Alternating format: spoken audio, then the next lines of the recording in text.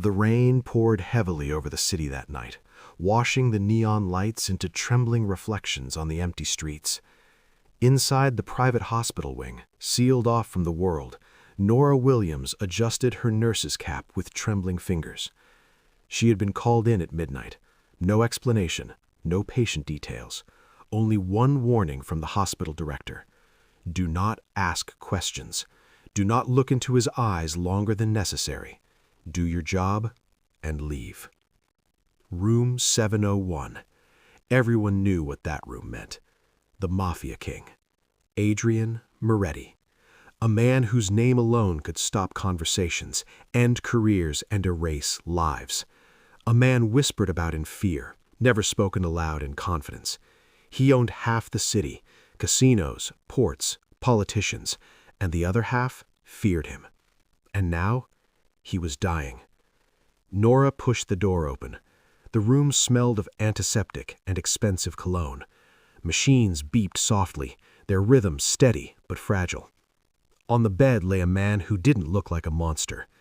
He looked broken. Adrian Moretti's chest rose unevenly beneath crisp white sheets.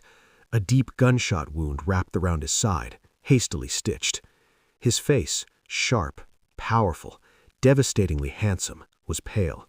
His dark lashes rested against skin that had never known mercy. Nora swallowed. She had treated criminals before, but this man radiated danger even unconscious. She began her work silently, checking vitals, adjusting IV drips, cleaning blood from his skin with gentle precision. Her touch was professional, but her heart raced like prey sensing a predator. Suddenly, his fingers twitched, then tightened. Before she could react, a powerful hand wrapped around her wrist. Nora gasped. Adrian's eyes snapped open, dark, sharp, terrifying. "Who sent you?" he growled, voice low and lethal. I'm a nurse. Please, you're injured. You need to rest." His grip tightened, pain flashing briefly in his eyes before rage replaced it.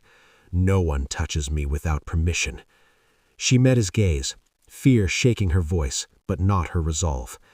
"If you kill me," she said quietly, "you'll bleed to death in under an hour." Silence filled the room.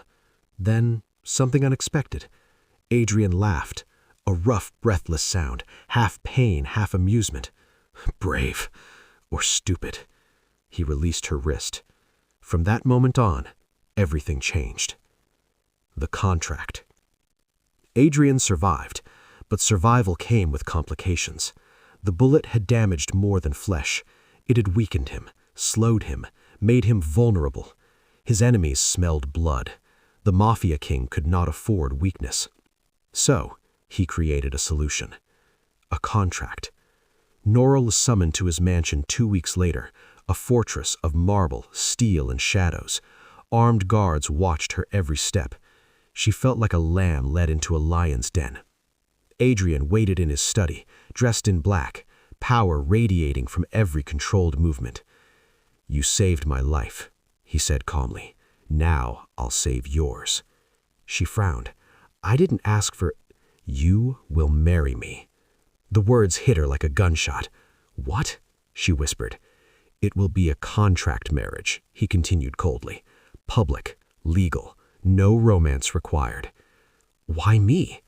"Because," he said, stepping closer, "you're clean, untouched by my world, and because my enemies won't dare attack a man who has something to lose." Nora shook her head. "I won't be used as a shield." Adrian's gaze softened. For just a second. "You're already in danger," he said quietly. "Refuse, and I can't protect you." Silence stretched. Fear battled survival. Finally, Nora whispered, "What are the rules?" Adrian slid a folder across the desk. "No love. No questions about my business.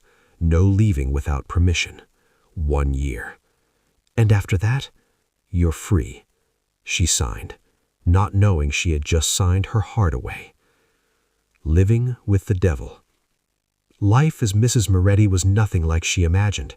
Adrian never touched her without consent, never raised his voice, never forced intimacy.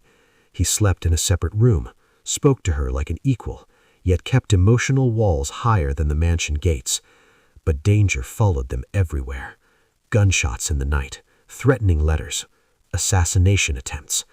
And through it all, Nora remained by his side, not as a shield, but as a healer. She cleaned his wounds after fights, tended his nightmares when he woke soaked in sweat, spoke to him when no one else dared. Slowly, cracks appeared. Adrian began to laugh again, to sit with her during meals, to ask about her childhood, her dreams, her fears. And Nora saw the man behind the monster, a boy raised in blood, a king forged by betrayal, a lonely soul starving for warmth. One night, after narrowly surviving an ambush, Adrian broke. "I don't know how to be loved," he confessed, voice raw. "I only know how to survive." Nora touched his hand, softly. "I'll teach you," she whispered. That night, the contract shattered. When love becomes a weakness. Love made Adrian human, and humanity made him vulnerable. His enemies struck hard. Nora was kidnapped, tied to a chair in a cold warehouse. Fear clawed at her chest, but worse than fear was guilt, because she knew this was her fault. She was his weakness. When Adrian arrived, hell followed. Blood stained the floor, screams echoed into silence. The Mafia King unleashed every demon he had buried. When he finally reached her, trembling and broken, he dropped to his knees. "Did they touch you?" he whispered. She shook her head, tears streaming. "I'm okay." He pulled her into his arms like oxygen. "I can burn the world for you," he said, "but I'd give it all up if it meant keeping you safe." For the first time, Nora understood.